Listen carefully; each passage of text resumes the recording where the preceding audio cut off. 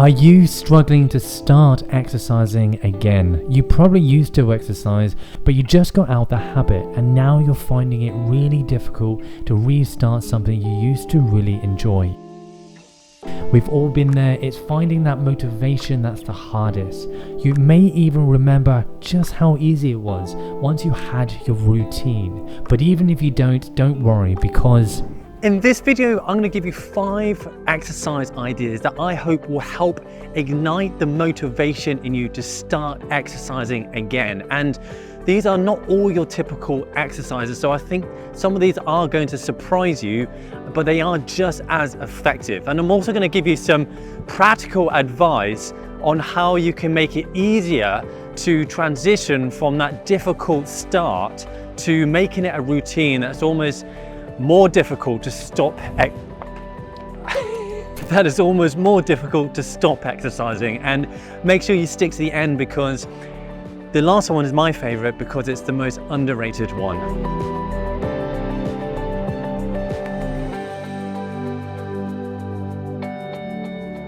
So before I go through these 5 exercise ideas, here are the reasons why you should start exercising that will hopefully help with the motivation. Here are the top 3 benefits, and I'm going to be really brief with this. So firstly, it's going to massively improve your musculoskeletal system. This is the system which involves your muscles, your joints, and your bones. So it's going to make your muscles stronger, and it's going to stop your muscles from getting smaller. This is going to help you to be able to move, and it's going to be really important for longevity as you're getting older. It helps the joints because we know that, well, joints are designed to move, but we also know that when you stop moving a joint, it wears out so much faster. And it's also going to help your bones because your bones need regular loading. Otherwise, they get weaker, they get brittle, and you're going to break them much easier.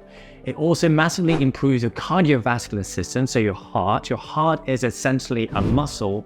And so you need to challenge that muscle, challenge that system for it to get stronger so that you can walk, run, cycle longer and further, that you can feel fitter and feel better because your cardiovascular system is able to pump the blood around your system more effectively and more efficiently.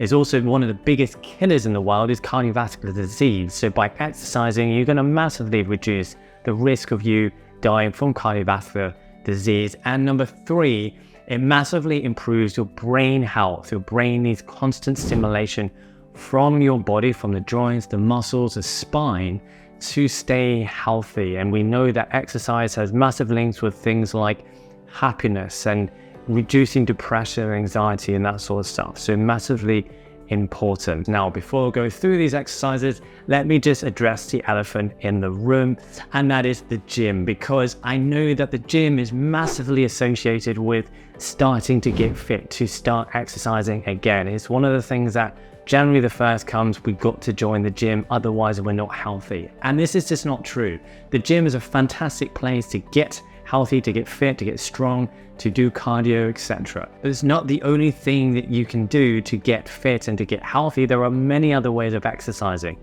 I personally go to the gym because I enjoy the exercises that I do there, but I fully understand why someone might think that it's very boring. And if that is you, I would actually suggest you don't go to the gym, because if you do go to the gym and you don't enjoy it, chances are your motivation is only going to last a few months and then it's going to run out.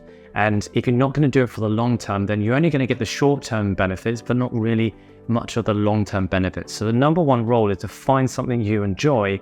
And this is where these exercises come in. And this is where I hope you're going to start to find some motivation again, because some of these things, I think we don't necessarily think of them as exercises. So hopefully this may be at least a good place for you to start. And the first one is dancing. Now, I'm not a dancer. You don't really want to see me dancing. But it is a fantastic exercise. If you're going to ask anyone that dances on a regular basis, they'll tell you just how physical it is, just how much they may sweat at the end of a session. So it's a fantastic way of moving your whole body. It's a very holistic exercise and a great way of moving the joints, but also a great way of using your muscles as well as your cardiovascular system. And it's probably one of the best ways of having fun while exercising, if you, of course, enjoy dancing. And the other great thing is that you're doing it with other people. Any exercise that you're doing with other people is always much easier to do in the long term for a couple of reasons. The first one is you got that commitment. You're not just committing to yourself, but also to the people that you're doing the activity with, and you don't want to let them down. But the second reason is with people it's more fun, and so then if it's more fun, you want to do it again, and therefore it's easier to keep on doing it. Number 2 is to find a sport that you enjoy, and there's a few reasons why this is really effective. Now, I really enjoy football. That is one of my favorite sports. I've played it since I was a kid. And when I play football, what I find is that I don't really feel like I'm exercising because I really, really enjoy it. And it's not until the end of the game that I realize just how exhausted I was. The advantage of sport like football is that you tend to push yourself much further because you're focusing on a particular task or a particular goal while you're playing the sport. So in football, it might be that you're running across the pitch with the ball, people are trying to tackle you, so your main focus is to keep the ball and to score or to pass it on. Or it might be that you're running to then tackle someone that has the ball, for example. And once you achieve that task, you don't stop until you've achieved that task, and then you realize just how exhausted you are. And it's the competitiveness that really, I think, helps you to push yourself. Again, you're doing it with people, and what I find with football is that I was recently doing it once a week, so I do 6-a-side once a week, and that made it easier because again, you're not wanting to let people down, people asking you whether you're going to be coming, constantly being reminded. So it's just really easy to do it, and it's almost harder to not do it. Now, just before I go through number 3, I'm sure you have many ideas. I'm only going through 5, but if you have any ideas, put them down in the comments and we can start to get a bit of a pool of suggestions to help each other. Number 3 is to move for a cause. There are many different charity events out there, and that is one of the best ways of committing to doing an exercise. So for example, the most common might be to sign up for the marathon. And if you did that, even if you've never run before, if you did that for 1 year's time, it's going to force you to have to start training. It's going to put some pressure on that. For some people, that's just what you need. The good thing about a charity event is that you're doing it for another cause that goes beyond yourself. You're doing it for another reason. And the more reasons we have to do something, the more motivation we can start to conjure up to actually do that thing. Now, it's not just marathons that you can do. There are charity cycle races, and I think probably almost anything you can do that is going to be for a cause that goes beyond yourself. But the thing is just to commit to it, because that commitment is just going to make it harder for you not to do it. It's going to be easier for you to do it. You're going to be forced to do it, and sometimes you just need a bit of a push. Number 4 is an interesting one. This one is gardening.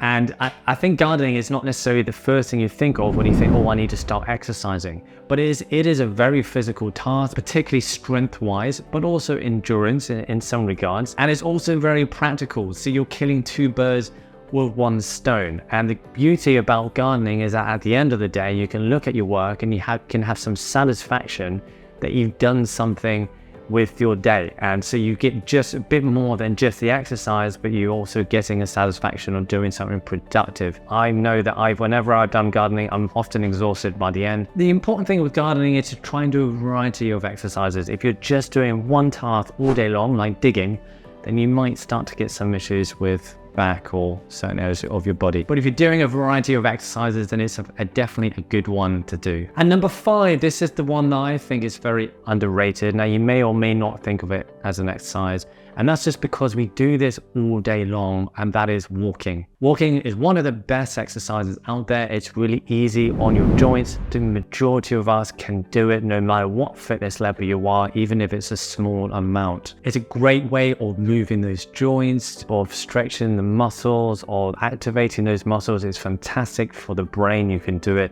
with other people. You can join walking groups. And there's been many associations with those that walk more and those that have better health. There've also been associations with those that walk and a reduction in depression and all sorts of different things. It is a super easy one, so it's a great one to get started. So hopefully that is giving you some inspiration. If you are wanting more ideas, and go into the comments, because hopefully you guys have started to put some suggestions of other exercises that you can do, and I'm sure there's going to be one that you can do. So start small and work your way upwards. Now, if you are walking and you want a way to be able to increase the benefits further than what you've already been starting to get without walking any further. I've actually done a video on how you can improve the benefits of walking, and you can check that out here. But just before you do click on that, and before that may come up, don't forget that if you head into the description of this video, you can get 10% off the Vivo Barefoot minimalist shoes that I personally wear every single day.